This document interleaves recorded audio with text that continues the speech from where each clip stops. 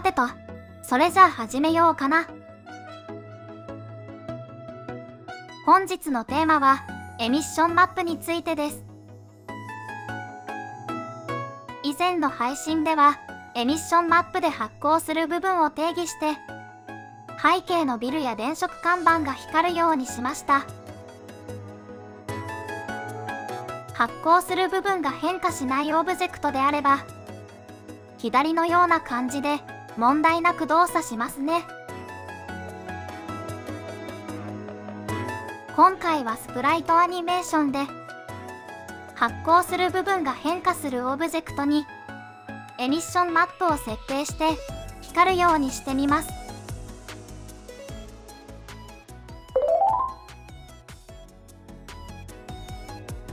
まずは発光させる部分を白、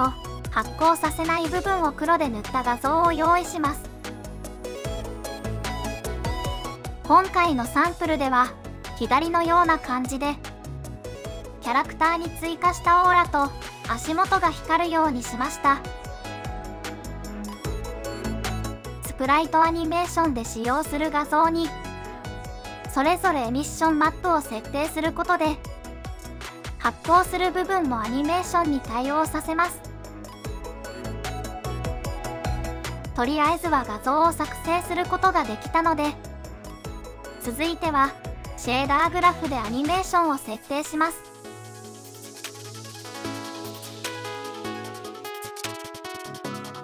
まずは右クリックのメニューから新規でシェーダーグラフを作成します。今回はスプライトリットシェーダーグラフを選択しました。作成したシェーダーグラフを右クリックしてマテリアルを作成したら、オープンシェーダーエディターで編集画面を開きます。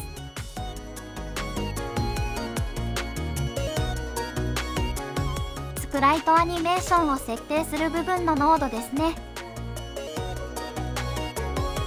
フロートプロパティを作成してアニメーションの速度を調整できるようにしました。イメージカウントにはアニメーションで使用する画像の数を入力します。今回の場合だとオーラのスプライトアニメーションでは画像を4枚使用するのでイメージカウントの数は4ですね。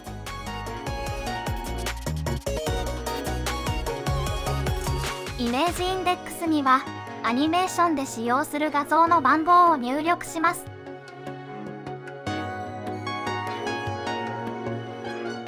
画像を4枚使用するアニメーションの場合だと、イメージインデックスが0であれば0から3番目の画像、8であれば8から11番目の画像でアニメーションを再生します。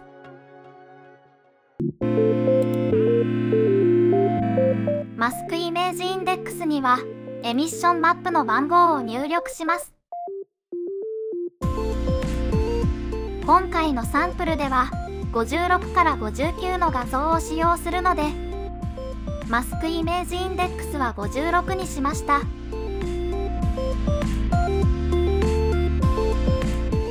アトラスサイズには画像の分割数を入力します。今回の場合だと 8×8 ですね。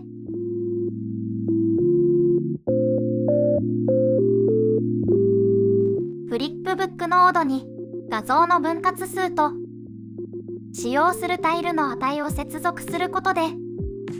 スプライトアニメーションを作成することができます。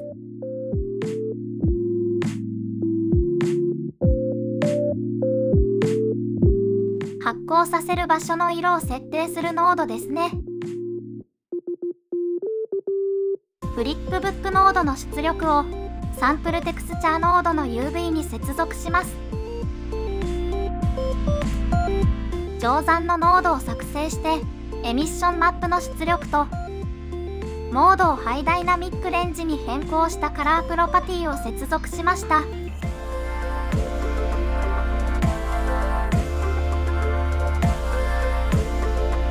これで発光する部分の色を設定できるようになったので、最終的な結果をフラグメントに渡します。シェーダーグラフの編集が完了したら、セーブアセットで保存します。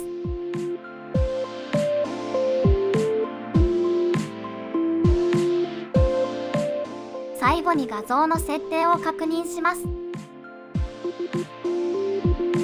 今回は UV アニメーションを作成したので、スプライトモードをシングルにしました。メッシュタイプがタイトだと正常に表示されなかったので、フルレクトに変更しています。とりあえずは画像の設定が完了したので、エディター上で動作を確認してみます。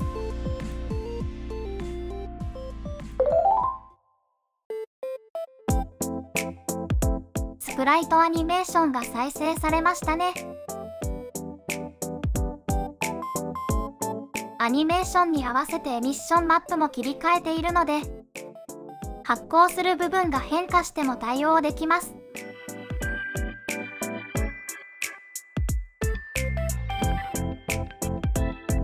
イメージインデックスやマスクイメージの値を変更することで、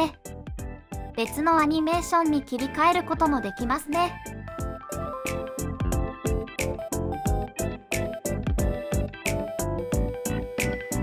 今回の場合だと、48番目以降にエミッションマップを配置したので、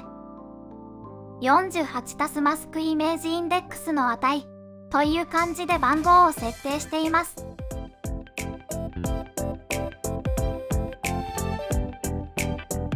ということで、本日はシェーダーグラフを使用して、スプライトアニメーションにエミッションマップを設定してみました。